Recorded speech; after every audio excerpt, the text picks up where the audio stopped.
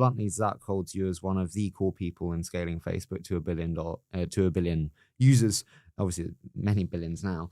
And I wanted to ask, what would you say are one or two of the single biggest movers in that scaling to a billion? And I know I'm asking for bastardized moments, but I'm just too interested.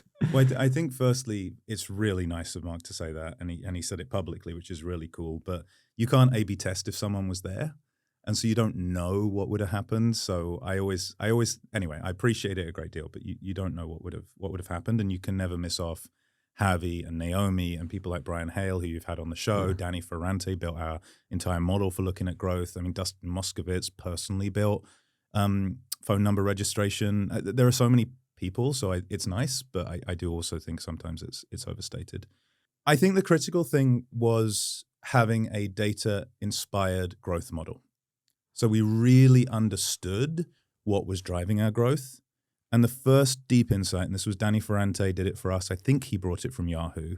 And we had something like it at eBay, but it wasn't as advanced. Super simple.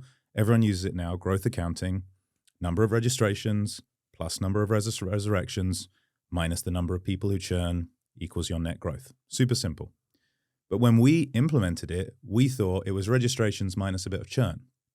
What we didn't realize was that the churn number and the resurrection number were massively bigger than the registration number. And so we hadn't realized how big a lever reducing churn and resurrecting people to the site was. And it totally changed our perspective from acquisition, virality at all costs, to a focus on retention.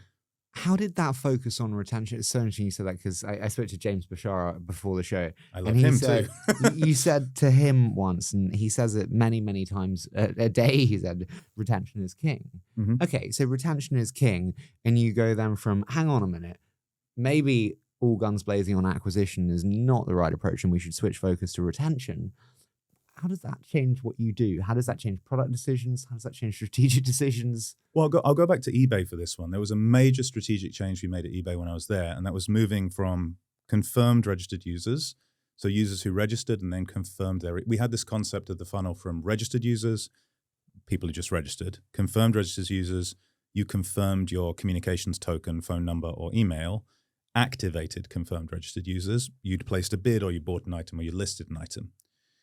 The affiliate program, when I was an affiliate for eBay, was based on confirmed registered users.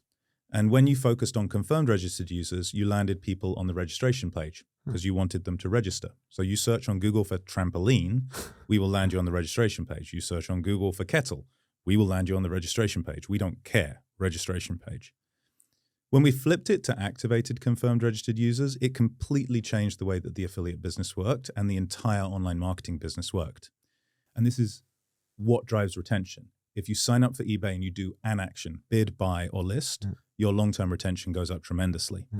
So what it changed was, instead of just having the keyword list prioritized by how many registrations you'd get, you would look at the keyword list prioritized by how many bids you got, how many items were listed for that keyword, and you would change the landing page from the registration page to the search results page. And that completely changed things because you got way less confirmed registered users, but you actually netted way more activated confirmed registered users, and you had a totally different keyword list portfolio. How do you determine which actions lead to retained users? Because there are so many different things in any product that one could do.